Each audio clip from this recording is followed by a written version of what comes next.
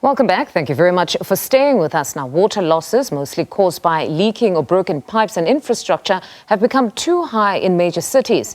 Data shows the biggest loss of non-revenue water is in Durban at 58%.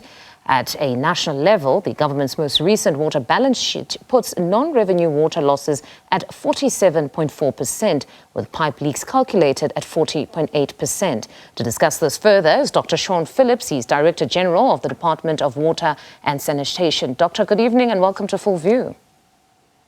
Good evening, and thank you very much for having me, and good evening to your viewers. It's a pleasure to have you with us. You know, Doctor, it's quite disturbing to hear that despite us being a water-scarce country, we're losing 40% of our water as a result of leaks. How is this figure so high? Well, there are a couple of causes of it. The main cause is that municipalities haven't been budgeting sufficiently for maintenance of their water infrastructure and for replacing their old water infrastructure. There are also some other problems, such as vandalism and theft of metal infrastructure, which can result in increased leaks. And also in some areas, there are illegal connections where people are connecting to the water pipes and taking water, and sometimes for their own purposes and sometimes even for selling it. But the main problem in the country at municipal level is that the municipalities haven't been doing sufficient maintenance and refurbishment of their infrastructure. And what exactly have they said are the reasons that they haven't been able to do proper maintenance? Is it because of funds or just lack of proper planning on their part? It's usually the reason is because of insufficient funds, but it's a bit of a vicious downward circle because if you're losing a lot of water and not getting revenue from it, then you are going to have insufficient funds to do the maintenance.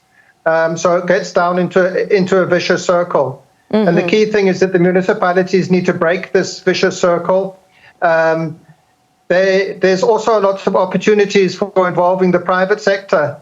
If the municipalities are short of money, they could enter into partnerships with the private sector who could invest in replacing the old pipes. And that would save the municipalities a lot of money, which would enable them to get increased revenue in future and spend less in future, which will enable them to improve their maintenance in future. It seems they're really struggling, and in as much as you're a different sphere of government, but what assistance are you offering in this respect? Because it's almost a decade now since you announced your war on leaks. We offer the municipalities a wide range of assistance. We give them grants to invest in infrastructure, and those grants are sometimes used for rehabilitation and replacement of old pipes.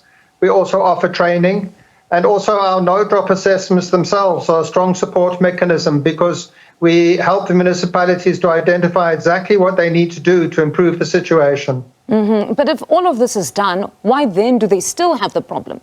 Because it's honestly quite worrying. I mean, there was a report that we saw that in Limpopo now, the water crisis is so big that they're now having to buy water from water tankers at 10 Rand or 20 Rand.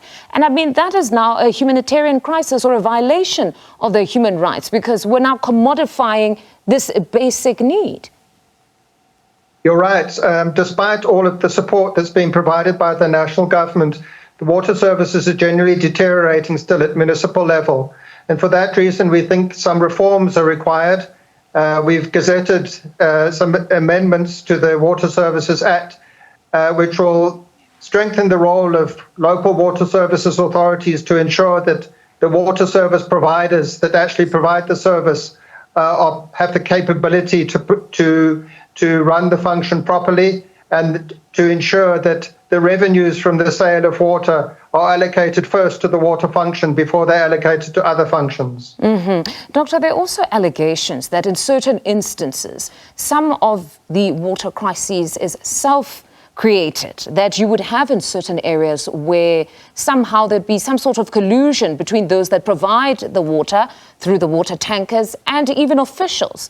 Have you ever heard of such or some of these allegations come to your attention? Yes, we've heard of the allegations. They've been quite frequent on social media.